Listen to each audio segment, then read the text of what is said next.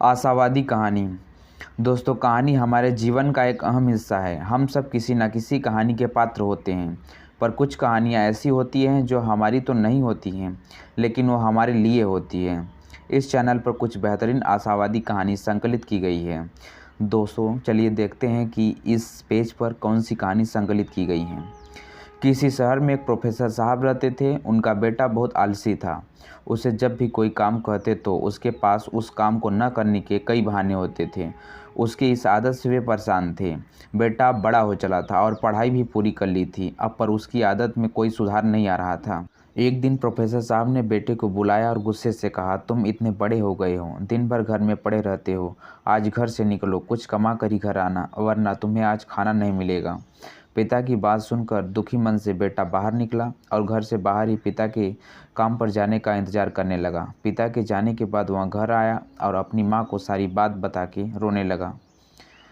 माँ का कलेजा पसीज गया और उसने 100 रुपये के नोट को बेटे को दे दी। शाम को पिता घर वापस आए तो उन्होंने बेटे से कमाई के बारे में पूछा।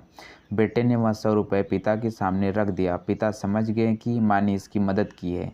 पिता ने बेटे से कहा, इस पैसे को जाकर नाली में फेंक दो। बेटा पैसे नाली में फेंक कर वापस आ गया। अगले दिन प्रोफेसर ने अपनी बेटी को उसकी सहेली के यहाँ भेज दिया और बेटे से कहा, आज भी तुम्हें कुछ कमा कर ही लौटना है।